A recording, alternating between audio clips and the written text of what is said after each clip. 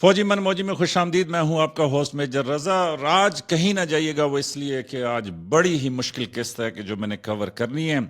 वो इसलिए कि मैं तो डॉन में खबर पढ़ रहा था कि जी ग्लोबल टेररिज्म इंडेक्स में पाकिस्तान माजरत के साथ अब दूसरे नंबर पे आ गया है। और ये 2025 का इंडेक्स है कि जिसकी वो बात कर रहे थे। अभी मैं इसी के ऊपर सोच रहा था कि मेरे एडिटर की एक टेक्स्ट आया और उसने मुझे कहा कि सर ये वीडियो देखें, इतना बड़ा मसला है, मेरा ख्याल में कि इसके ऊपर बात करनी चाहिए। और वो क्या था कि जी सोलर कब्रें हैं कि जिनके ऊपर सुबह शाम तिलावत चली हुई है और ये सोलर के तहत चल रही है, तो ये क्या जायज़ है या नाजायज़ है। और उसने कहा कि जी सर इसको एक पब्लिक सवाल के तौर पर रखें। और साथ मुझे रात को टिकटॉक के ऊपर एक वीडियो नजर आई कि जिसमें एक जुल्फकार चाचा है कि जिसके ट्रक ये ट्रॉले जो हैं बलूचिस्तान में किसी ने जला दिए और उसकी एक दर्दनाक वीडियो थी। तो ये तीनों टॉपिक फिर मैंने कहा कि जी अब ऐसा है तो ऐसे ही सही, मैं तीनों को ही कवर करने की कोशिश करूंगा। ये टिकटॉक के ऊपर जुल्फकार चाचा की वीडियो है। आप लोगों के मसले मसाइल कभी जिंदगी में हल नहीं होंगे, ये था जुल्फकार चाचा। ये 3 मिनट की वीडियो है, आप जाके देख सकते हैं। लेकिन इस पे जो कमेंट्स हैं और जो इन्होंने बात की है बड़े दर्दनाक अंदाज में। आपको मालूम है कि पाकिस्तान में एक बड़ा कल्चर है कि ये जो ट्रॉले होते हैं, ट्रक होते हैं, वैगनें होती हैं, इनके पीछे बड़ी दानाई से, बड़ी मैं कहूँगा कि ज़बरदस्त तरीके से ये जो लोग हैं ये अपनी बातें भी लिखते हैं कि जो ट्रकों के पीछे, जिस तरह वो कहते हैं, बड़ा एक मशहूर हुआ था कि जी रोलते गए हैं पर चस बड़ी आई है, या जिस तरीके से कि जी तुमने तो दिल को जो है ना कंटे इस्लामाबाद ही बना डाला कि हर जगह पे कंटेनर लगा रखे हैं कि मेरे रास्ते रोक सके। तो मतलब ये देखें बड़ी जबरदस्त एक अवामी कमेंट जो है ये लोग करते हैं। तो एनीवे जुल्फकार चाचा ने बड़ी दर्दनाक अंदाज में अपनी ये बात की और मेरे लिए जो है ये मतलब जाहिर है कि वीडियो बड़ी पुरअसर है। फिर इसमें आप देखते हैं कि किस तरीके से ना सिर्फ ये कि उन्होंने ये ट्रॉले जलाए हैं, बल्कि साथ उन्होंने जो है इनके जो बाकी टायर वायर हैं वो भी कर दिए। तो आप इमेजिन करें कि आप हाईवे के ऊपर सफर कर रहे हो, वहां पे इतनी मुश्किल आ जाए। मतलब अगर आप एक, कहाँ से अब ये मैकेनिक लाएंगे, कहाँ से ये स्पेयर्स लाएंगे, कहाँ से जाके इसको ठीक करेंगे। तो अब जो बात करते हैं कि ये हकूक की और ये सारी, तो पहले मैं कुछ कमेंट्स दिखा दूं। पहले ने लिखा है नसीब जान ने कि ये तो गाड़ी है, बलोचों के प्यारे को लापता करते हैं मगर तुझे मालूम नहीं है। आप एक गाड़ी को अपनी माँ समझ कर इतना चला रहे हो, सोचो जिनकी माएं तड़प रही हैं अपने लखते जिगर के लिए, उनका क्या हाल होगा। BLA जिंदाबाद, अच्छा किया जला दिया। और फिर नीचे ये एक कमेंट था कि जिसने मतलब जो जो मेरी नजरों में रुका, और वो ये कमेंट था आमिर जट का।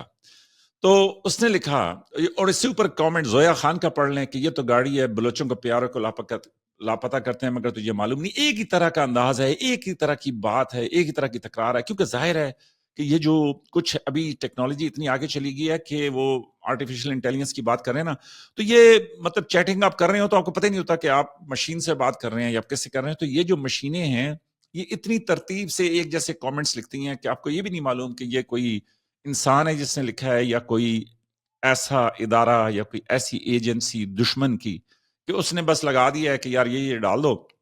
तो इस तरीके से, तो इसी तरीके से एक ज़माने में जब हम कप्तान थे तो मेरी मिसेस जो है वो किसी स्कूल के अंदर जो है ना वो जॉब करनी थी।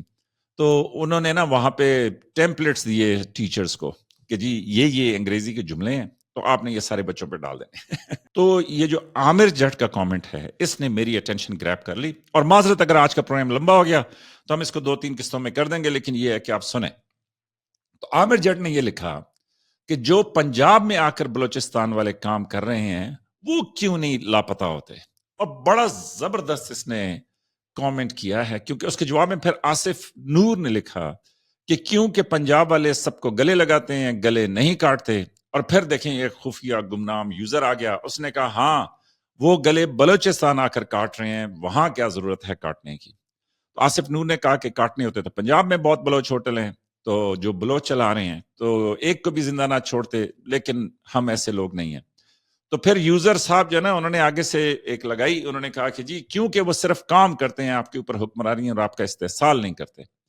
तो देखिए जी क्वेटा कैफेस पाकिस्तान में बड़े मशहूर हैं, स्पेशली पंजाब के अंदर, इस्लामाबाद के अंदर। मतलब अभी तो हर एक ने अपना नाम जो है ना, जो भी है उसका नाम راجپوت تھا لیکن اب اس نے کوئٹہ راجپوت کر دیا. وہ اس لیے کہ کوئٹہ کیفے کی یہ جو چائے ہے، پھر وہاں پہ جو ہے نا ایک عوامی انداز ہے، لوگ بیٹھتے ہیں اور مطلب وہاں پہ سموسے وغیرہ چیزیں یہ سب کھاتے ہیں. تو ایک تو یہ میں کور کرنا چاہتا تھا کہ یہ ذوالفقار چاچا، گلوبل دہشت گردی انڈیکس اور سولر قبر، تو یہ 3 ٹاپک ہیں کہ جن کے اوپر میں بات کروں گا. تو آپ کی محبتوں کا بہت شکریہ. لائک، سبسکرائب اور شیئر کریں. ذوالفقار چاچا کی اس ویڈیو کے ساتھ میں آپ کو یہ بھی بتاتا ہوں کہ میں نے آپ کے ساتھ ایک بلوچستانی پروگرام کیا تھا جس میں نے کہا تھا کہ 44% ہے پاکستان کا رقبہ بلوچستان، اور اس میں جو آبادی ہے وہ پاکستان، اور اس میں جو بلوچوں کی آبادی ہے، ایک تو یہ ہے کہ بلوچوں کی آبادی آدھی ہے، مطلب آدھے بلوچ ہیں، آدھے باقی پشتون ہیں، دوسری قومیں ہیں وہاں پہ جو بلوچستان کے اندر آباد ہیں. وہ 5% بنتے ہیں پاکستان کا. تو 5% لوگ جو ہے 44% پاکستان کو کیسے سنبھالیں گے بھائی؟ تو اس لیے ایک دیوار سے آپ ٹکر مارتے رہیں، مطلب اپنے بچوں کو مرواتے رہیں. یہ دہشت گردی اور یہ ایک عذاب ہے کہ جو پاکستان کے اوپر اللہ معاف کرے پتہ نہیں کب ختم ہوگا. اور پھر یہ رپورٹ دیکھ لیں کہ جی جو گلوبل ٹیررزم انڈیکس ہے اس میں پاکستان جو ہے وہ دوسرے نمبر پہ آ گیا ہے. تو اینی ویز یہ 3 ٹاپک ہیں آج میرے. اور پھر یہ سولر قبر بھی دیکھ لیں. میں نے وہ قبر تلاش کی انٹرنیٹ کے اوپر، تو سید رضا علی کی قبر نکل آئی. اللہ ان کی مغفرت کرے جو بھی یہ ہیں. اور مجھے لگ رہا ہے کہ اس کے اوپر یہ کوئی سولر لائٹ یا اس طرح سے کچھ لگا ہوا ہے، تو میں بھی یہاں پہ بھی تلاوت ہوتی ہے. اور پھر رضا ان کا نام بھی تھا، تو میں نے کہا چل اپنی قبر بھی مل گئی ہے تو آج اسی کے اوپر بات کرتے ہیں.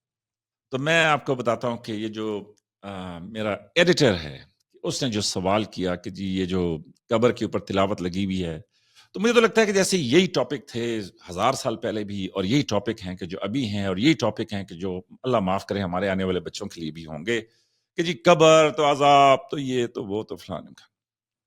اچھا، اس سے مجھے یاد آ گیا کہ بغداد کی میں نے کہانی ایک دفعہ پڑھی تھی، اور بغداد جو ہے اس کو مدینۃ العلم یا مدینۃ السلام بھی کہتے ہیں، کہ امن کا شہر یا علم کا شہر. اور کہتے ہیں کہ جو عباسی خلیفہ تھا المنصور، تو اس نے بغداد کو دریا فرات کے کنارے کے اوپر ایک نیا شہر بنایا تھا. اور اس کا خواب تھا کہ ایک ایسا شہر ہو کہ جہاں پہ علم ہو، جہاں پہ ترقی ہو، جہاں پہ بحث ہو، جہاں پہ انسانیت کا عروج ہو. تو ایک سرکولر سٹی، مطلب دائرے میں اس نے بغداد کو ڈیزائن کیا. اور وہ دائرے میں ایسے ڈیزائن کیا کہ بغداد میں آپ جدھر بھی جاتے تھے تو وہاں پہ، اور یہ ہزاروں مطلب سینکڑوں سال پہلے کی میں بات کر رہا ہوں، تو جدھر بھی آپ جاتے تھے تو وہاں سے سینٹر میں خلیفہ کا محل تھا کہ وہ نظر آتا تھا، اور اس کے ارد گرد پورا شہر آباد تھا.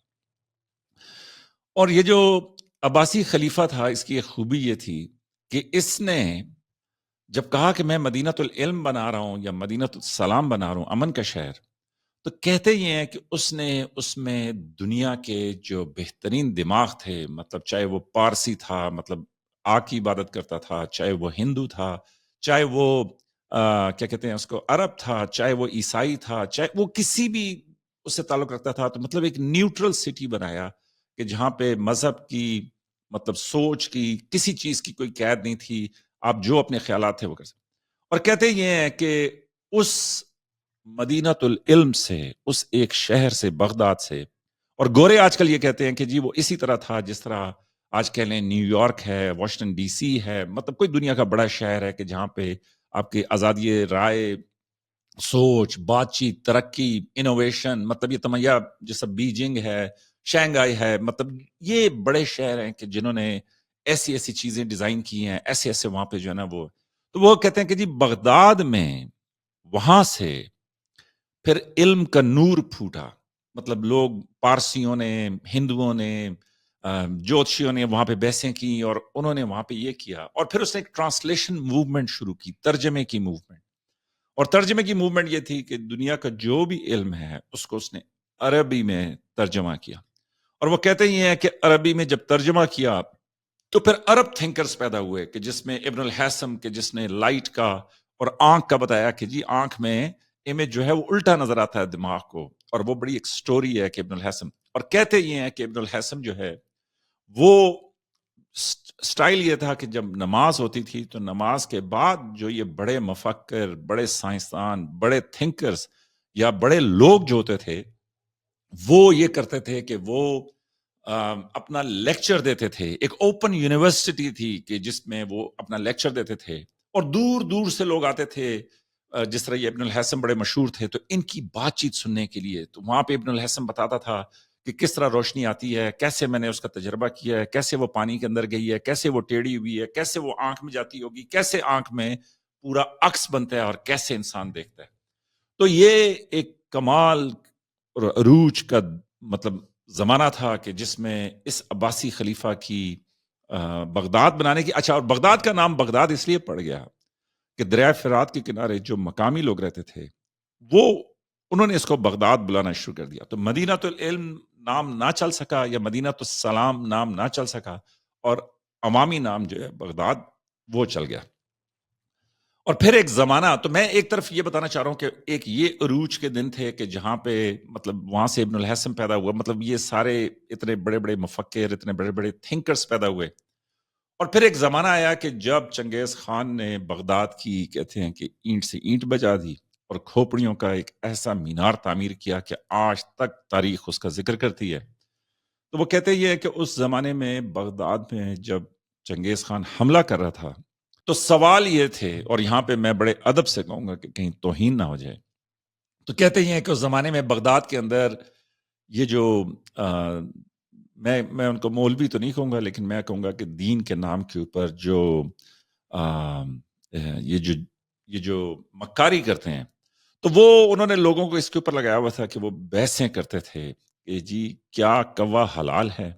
وہ بحثیں کرتے تھے. اور یہ بھی تاریخ میں لکھا ہوا ہے کہ جب چنگیز خان کی فوجیں، منگول فوجیں جو ہیں بغداد کے باہر پہنچ چکی تھیں، اس زمانے میں مناظرے ہو رہے تھے بغداد کے اندر کہ جس میں وہ کہہ رہے تھے کہ بھئی لیلۃ القدر میں یا شب برات والے دن سوئی کا جو نکا ہوتا ہے اس میں سے کتنے فرشتے گزر سکتے ہیں، یا اس سوئی کے جو نکا ہے اس کے اوپر کتنے فرشتے جو ہیں وہ رقص کرتے ہیں.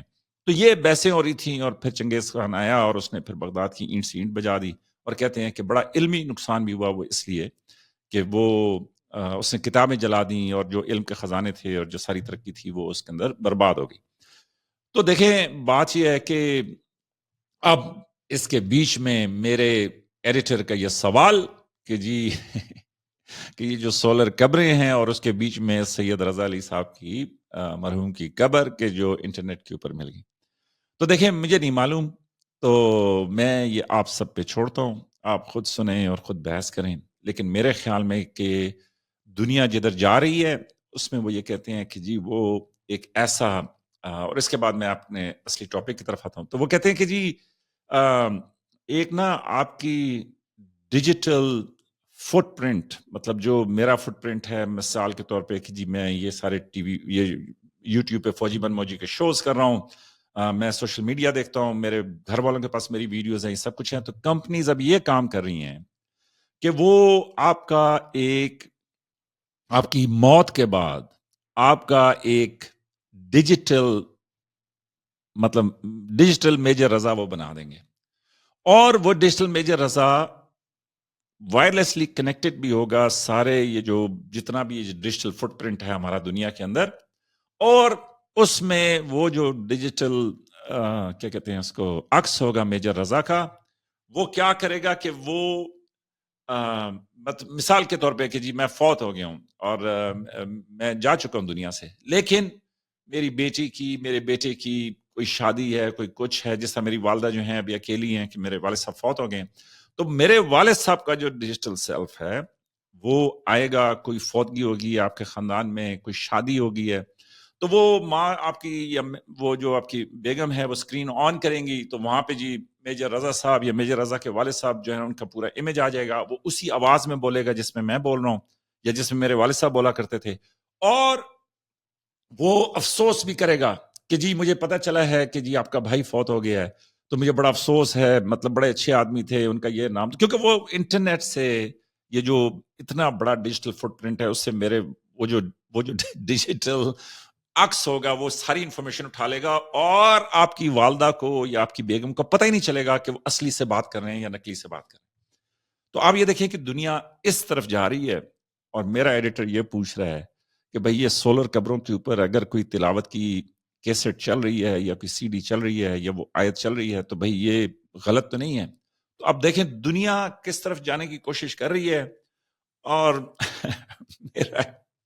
معصوم سا جو ایڈیٹر ہے وہ کس طرف زور لگا رہا ہے. تو اینی ویز یہ تھے، مطلب بڑی لمبی تمہید ہوگی، لیکن اب کیا کروں کہ ذوالفقار چاچا کی بات جو ہے وہ بڑی دل پہ اثر کرتی ہے. کیا کروں کہ میرے جو ایڈیٹر ہے اس سے اگر میں نہیں بنا کے رکھوں گا تو کیسے فوجی منموجی کے پروگرام جو ہے وہ آپ لوگ دیکھیں گے. تو میرا خیال میں کہ پروگرام کافی لمبا ہو گیا، تو یہاں پہ لیتے ہیں ایک بریک. آپ بھی رمضان انجوائے کریں. بہت شکریہ آپ کی محبتوں کا. لائک، سبسکرائب اور شیئر کریں. تو پارٹ 2 جو ہے وہ ہم کل آپ کے لیے اپلوڈ کریں گے، تاکہ آپ ساری کہانی جو ہے وہ ایک گو میں نہ سنیں بلکہ 2 قسطوں میں سنیں. تو میری کوشش یہ ہوتی ہے کہ 10-12 منٹ سے زیادہ کا پروگرام نہ ہو. بس اتنی بات کافی ہے، اس سے زیادہ کیا بندے نے بات کرنی.